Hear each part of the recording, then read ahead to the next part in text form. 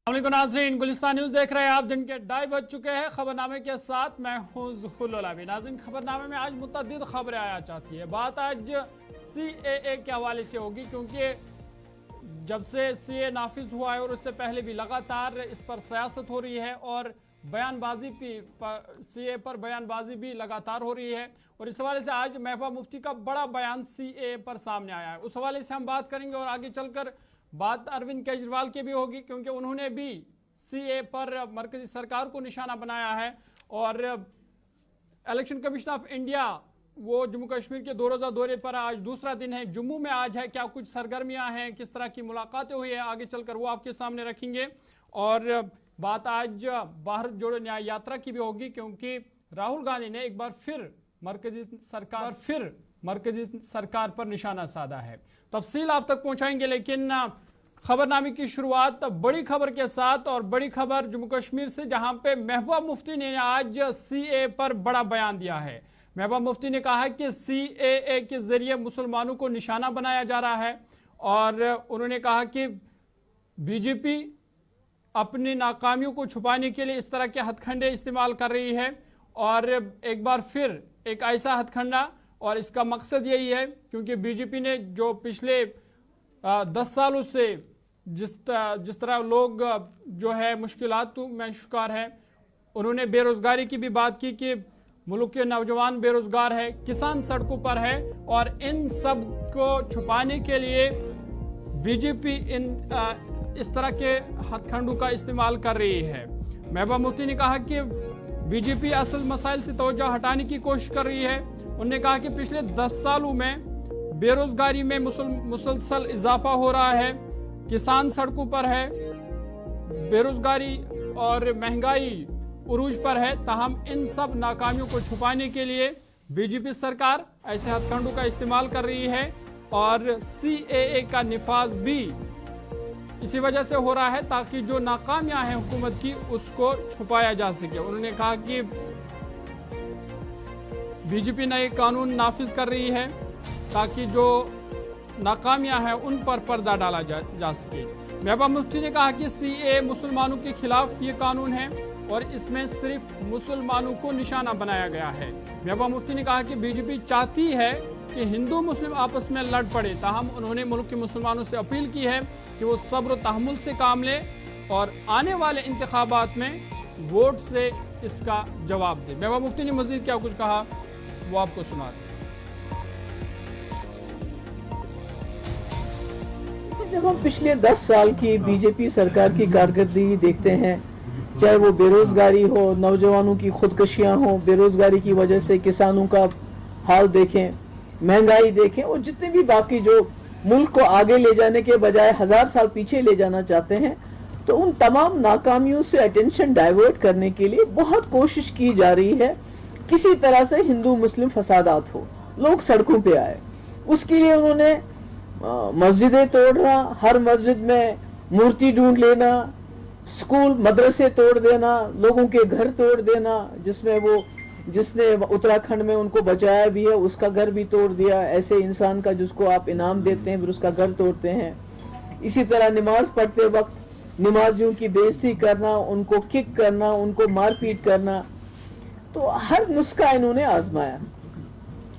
जब देखा इन्होंने कि किसी तरीके से जो हमारी जो मुसलमान भाई हैं वो सड़कों पे नहीं आ रहे हैं जिस तरह से ये चाहते थे कि वो आए और फसादात हो जाएं, तो अब इन्होंने आखिरी तीर जो इनके कमान में था उसको इन्होंने चलाया है, ये सोच के कि फिर से, जैसे आपको याद होगा शाहीन बाग में कितने पीसफुल प्रोटेस्ट हुए थे, उसके बावजूद अभी तक हमारे कई नौजवान इस वक्त जेलों में बिना जमानत के 2-2, 3-3 साल से बंद हैं। तो ऐसे में मुझे लगता है कि मैं तो अपील ही कर सकती हूँ तमाम जो हमारे हिंदू भाई बहन हैं और खासकर जो मुसलमान हैं कि इनके इस जाल में फंसना नहीं है। हमें अभी सड़कों पे आने की जरूरत नहीं है। हमारे जो इस कम्युनिटी के जो सीनियर लोग हैं वो अदालत में गए हैं और खुशी की बात यह है कि पिछले कुछ देर से जो सुप्रीम कोर्ट के जो फैसले भी आ रहे हैं वो भी किसी हद तक लोगों के हक में आ रहे हैं, आवाम के हक में आ रहे हैं। तो इस वक्त मौका है वोट से जवाब देने का। अपना वोट सही तरीके से इस्तेमाल कर लीजिए, ताकि कल को अगर आप आवाज भी उठाएं किसी कानून के खिलाफ, तो आपको दंगे, जैसे दिल्ली में दंगे कराए गए, फिर उसमें उन्हीं को जेल में डाला गया जो विक्टिम्स थे। तो कोई वोट का, मेरे ख्याल में इस मुल्क की सबसे खूबसूरत चीज तो जमहूरियत है, जिसको ये खत्म कर रहे हैं। सबसे खूबसूरत चीज हमारा आईन है, जिसको ये सबवर्ट कर रहे हैं। नहीं तो आप मजहब के नाम पे कोई कानून नहीं बना सकते, और सीए बिल्कुल मुस्लिम्स को टारगेट करने वाला कानून है। तो मेरी मोतबाना गुजारिश है तमाम लोगों से, खासकर मुसलमानों से, खुदा के लिए इनके जाल में मत फंसिए, अपने वोट का सही इस्तेमाल कर लीजिए, और उसके बाद कानूनी तरीके से इस लड़ाई को लड़ने की जरूरत है। अभी खुदा ना खास्ता गुस्से में, देश में आके कोई हरकत नहीं। चलिए, महबूबा मुफ्ती को आप सुन रहे थे और बता रहे कि सीएए कानून मुसलमानों के खिलाफ है। आगे बढ़ते हैं, सीएए पर ही बात करेंगे, क्योंकि दिल्ली के वज़ीर आला और आम आदमी पार्टी के सरबराह अरविंद केजरीवाल का भी सीएए पर बड़ा बयान सामने आया है।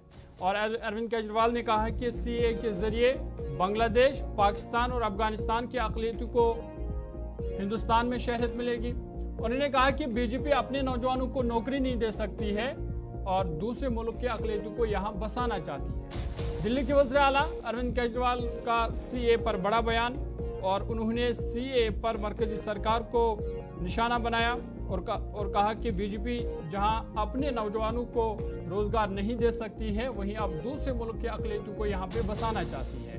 उन्होंने कहा कि 3 ममालिक बांग्लादेश, पाकिस्तान और अफगानिस्तान की अक़लियतें हिंदुस्तानी शहरियत हासिल करना चाहते हैं और उन्हें दी जाएगी। इसका मतलब है कि बड़ी तादाद में अक़लियतों को हमारे मुल्क में लाया जाएगा, उन्हें नौकरी दी जाएगी और उनके लिए घर बनाए जाएंगे। अरविंद केजरीवाल ने कहा कि बीजेपी हमारे बच्चों को नौकरी नहीं दे सकती है, लेकिन वो दीगर मुल्कों के बच्चों को नौकरियां देना चाहती है। उन्होंने कहा कि हमारे बहुत से लोग बेघर हैं, लेकिन बीजेपी पाकिस्तान, बांग्लादेश और अफगानिस्तान के लोगों को यहाँ बसाना चाहती है। अरविंद केजरीवाल ने कहा कि हुकूमत हिंद का पैसा जो हमारे खानदानों और मुल्क की तरक्की के लिए इस्तेमाल किया जाएगा, अब दूसरे मुल्क के लोगों की बाज़ाबात के लिए इस्तेमाल किया जाएगा। ये सीए आखिर है क्या? बीजेपी की केंद्र सरकार का कहना है कि 3 देश, बांग्लादेश, पाकिस्तान और अफगानिस्तान, इन 3 देशों के अल्पसंख्यक जो हैं, वो अगर भारत की नागरिकता लेना चाहें तो उन्हें भारत की नागरिकता दे दी जाएगी। इसका मतलब बड़ी संख्या में यहां से अल्पसंख्यकों को हमारे देश में लाया जाएगा, उनको रोजगार दिए जाएंगे, उनके लिए घर बनाए जाएंगे, उनको यहां बसाया जाएगा। अजीब बात है ना? बीजेपी की केंद्र सरकार से हमारे बच्चों को रोजगार दिए नहीं जा रहे, पाकिस्तान से लोगों को लाके उनके बच्चों को रोजगार देना चाहते हैं। हमारे लोगों के पास तो घर नहीं है, भारत के तो ढेरों लोग बेघर हैं, लेकिन बीजेपी वाले पाकिस्तान से लोगों को लाके उन्हें भारत में बसाना चाहते हैं, उनको घर देना चाहते हैं। हमारे रोजगार उनके बच्चों को देना चाहते हैं, हमारे हक के घर उनमें पाकिस्तानियों को बसाना चाहते हैं। भारत सरकार का जो सरकारी पैसा हमारे परिवार और देश के विकास पे खर्च होना चाहिए, वो पैसा पाकिस्तानियों को भारत में बसाने पे खर्च किया जाएगा।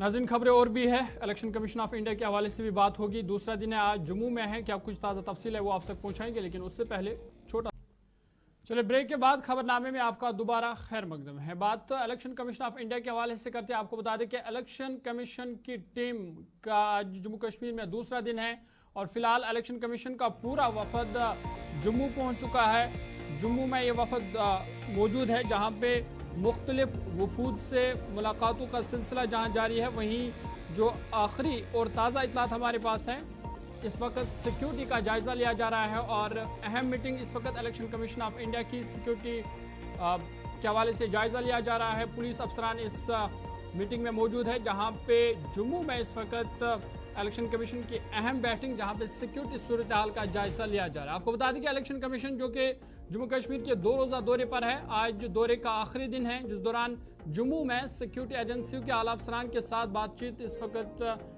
जारी है और सिक्योरिटी सूरत हाल के हवाले से वफद को ताज़ा तफसीलात फराहम की जाएंगी।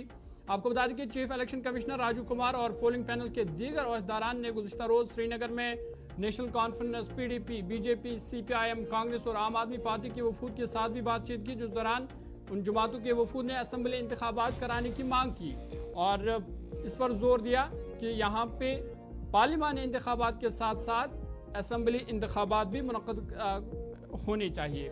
जम्मू आपको ले चलेंगे अनिल शर्मा इस वक्त फोन लाइन पे हमारे साथ है। अनिल, बहुत शुक्रिया ज्वाइन करने के लिए।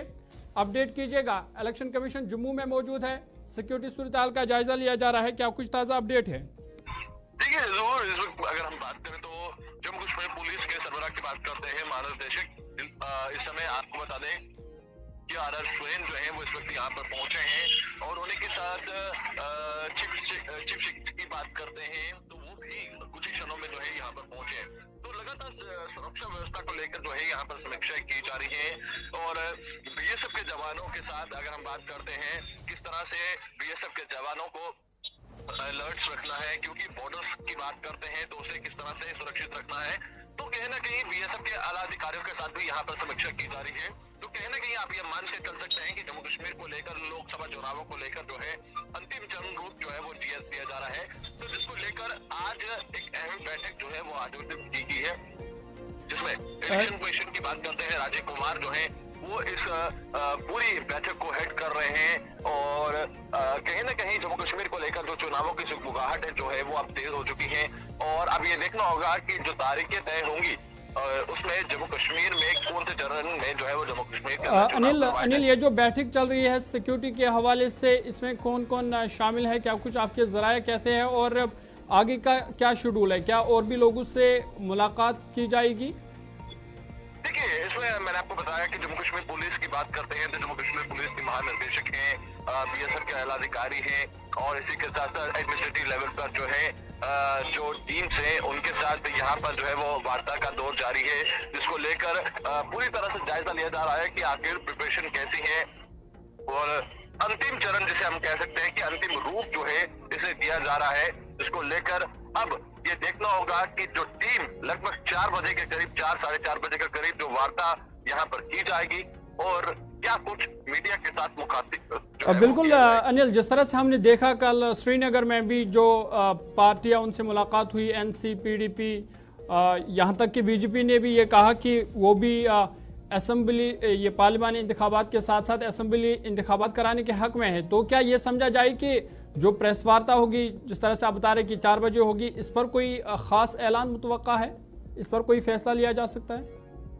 देखिए, अब ये देखना होगा कि टीम की तरफ से क्या कुछ फैसला लिया जाता है, क्योंकि अटकलें ये लगाई जा रही है कि हो सकता है कि जहां विधानसभा चुनावों को लेकर दिल्ली के अंदर भी एक अहम बैठक हुई है और उसके बाद क्या इलेक्शन कमीशन की टीम की तरफ से जो है वो फैसला लिया जाएगा और किस तरह से जम्मू कश्मीर में फ्री एंड फेयर इलेक्शन करवानी है, चाहे वो लोकसभा की हो या फिर विधानसभा की हो, इसको लेकर पूरी तरह से टीमें जो है वो इस समय जायजे पे हैं और जायजा जो है वो लिया भी जा रहा है। चलिए अनिल, बहुत शुक्रिया तफसीलात फराम करने के लिए। आप बने रहिएगा इस खबर पर। हमारे नुमाइंदे अनिल शर्मा तफसीलात फराम कर रहे थे, तो इनका कहना था कि अहम बैठक इस वक्त जम्मू में चल रही है इलेक्शन कमीशन के साथ, जहां पे अफसरान मौजूद है, पुलिस, CRPF, BSF के आला अफसरान वहां पे मौजूद है और इस हवाले से फिलहाल सिक्योरिटी सूरत हाल का जायजा लिया जा रहा है। वही बड़ी खबर आपको ये बता दें कि इलेक्शन कमीशन ऑफ इंडिया 4 बजे प्रेस कॉन्फ्रेंस भी करेगा, जिसमें जो उनके सामने गुजारिशात रखे गए थे शायद उन पर कोई फैसला लिया जा सकता है।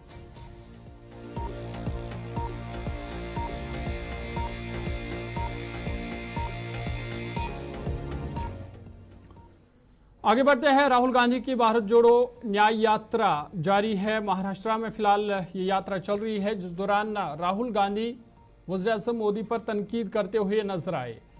राहुल गांधी ने वज़ीर-ए-आज़म मोदी की तनकीद करते हुए कहा कि मोदी सरकार ने अरबपतियों के 16 लाख करोड़ रुपए माफ़ कर दिए हैं और उन्होंने कहा कि मनरेगा में 1 साल का बजट सिर्फ 65,000 करोड़ रुपए है। राहुल गांधी का कहना था कि इसका मतलब है कि मोदी सरकार ने 24 साल की मनरेगा की रकम अरबपतियों के नाम कर दी है। उन्होंने कहा कि अगर अरबपतियों के कर्जे माफ़ किए जाते हैं तो क्या वजह है किसानों, मजदूरों या जो छोटे ताजर है उनके कर्जे माफ़ क्यों नहीं किए जाते हैं। राहुल गांधी क्या कुछ कह रहे हैं वो आपको सुनाते हैं। अरबपतियों का 16 लाख करोड़ रुपया माफ किया जाता है। 16 लाख करोड़ रुपया। आम आदमी को 16 लाख करोड़ रुपया कितना होता है नहीं समझ आता। अदानी को जरूर समझ आ जाता है, अरबपतियों को समझ आ जाता है, मगर आपको और हमको यह नंबर कितना बड़ा है नहीं समझ आता। मनरेगा में 65,000 करोड़ रुपए लगते हैं। एक साल के लिए अगर मनरेगा चलाना हो तो 65,000 करोड़ रुपए में चलता है। नरेंद्र मोदी जी ने 20-25 लोगों का 16 लाख करोड़ रुपया कर्जा माफ किया। 24 साल का मनरेगा का पैसा नरेंद्र मोदी जी ने 22-25 लोगों को दिया। 24 साल का मनरेगा का पैसा 22-25 लोगों का कर्जा माफ करके दिया। किसानों का कर्जा माफ नहीं किया, महिलाओं का नहीं किया। चलिए, राहुल गांधी को आप सुन रहे थे और बता रहे थे कि अरबपतियों का कर्जा तो माफ किया जाता है लेकिन किसानों का कर्जा माफ नहीं किया जाता। आगे बढ़ते हैं, बात यूपी की करते हैं क्योंकि यूपी में एक बड़ा मामला, उत्तर प्रदेश में हापुड़ मामला, इस पर सुप्रीम कोर्ट ने फैसला सुनाया। इस पर कोर्ट ने फैसला सुनाया है और 10 लोगों को उम्र कैद की सजा सुना दी गई है। बड़ी खबर आपको बता रहे हैं उत्तर प्रदेश से, जहां पे उत्तर प्रदेश में हापुड़ मॉब लिंचिंग मामले में 10 मुलजिमान को उम्र कैद की सजा सुना दी गई है। आपको बता दें कि जो इसमें मुलजिम हैं या मुलजिमीन हैं, उन्होंने 2 लोगों का कत्ल किया था, जिसके हवाले से अब कोर्ट ने फैसला सुनाया है। और ये गाय ज़बह का मामला था। गाय ज़बह की शक पर एक हुजूम ने 2 लोगों पर हमला किया था, जिसके नतीजे में एक की बाद में मौत हुई थी। और इस हवाले से अब कोर्ट ने फैसला सुनाया और कोर्ट ने 10 लोगों को कोर्ट ने उम्र कैद की सजा सुना दी है। आपको बता दें कि रियासत उत्तर प्रदेश के हापुड़ की अदालत ने 2018 में हुए मॉब लिंचिंग केस में 10 मुलजिमान को उम्र कैद की सजा सुनाई है। और साल 2018 में जिला की गांव होल, मादापुर और बिछेड़ा कला के जंगल में गाय ज़बह करने की इत्तला मिलने पर हुजूम ने 2 लोगों को पीट कर हलाक कर दिया था, जिसमें कासिम नामी शख्स की मौत हो गई थी। और हापुड़ की अदालत ने 2018 में हुए मॉब लिंचिंग केस में 10 मुलजिमान को उम्र कैद की सजा सुनाई है। इसके अलावा अदालत ने उन पर 59,000 रुपये का जुर्माना भी आयद किया है। बता दें कि 45 साल कासिम को गाय ज़बह की झूठी अफवाहों पर पीट कर उसका कत्ल कर दिया गया था, जबकि एक शख्स शदीद जख्मी हो गया था, लेकिन कुछ दिनों बाद वो भी इलाज के दौरान फौत हो गया। ताहम अब इस मामले में सुप्रीम कोर्ट ने फैसला सुनाया है और सुप्रीम कोर्ट ने 10 मुलजिमीन को उम्र कैद की सजा सुनाई है। वर्ष 2018 में थाना पिलखुआ के अंतर्गत ग्राम बजेड़ा खुर्द में भीड़ के एक समूह द्वारा कासिम नाम के एक शख्स की हत्या कर दी गई थी तथा समादीन नाम के एक व्यक्ति को हमला करके घायल कर दिया गया था। इस पूरे प्रकरण में थाना पिलखुआ में मुकदमा अपराध संख्या 281/18 अंतर्गत धारा 147, 148, 307, 302, 153A में अभियोग पंजीकृत किया गया था तथा ठोस विषयों पर विवेचना की गई थी। आज सत्र न्यायालय द्वारा इस सभी मुकदमे का विचारण किया गया और विचारण के बाद सभी 10 अभियुक्तों को आजीवन कारावास से दंडित किया गया है तथा 59,000 रुपए का सभी अभियुक्तों पे कुल जुर्माना 5 लाख। चलिए, अभी तक के उर्दू खबरनामे में फिलहाल इतना ही। अपने मेजबान ज़ुफ़रुल को दीजिए इजाज़त। देश दुनिया की बाकी खबरों के लिए आप देखते रहिए गुलिस्तान।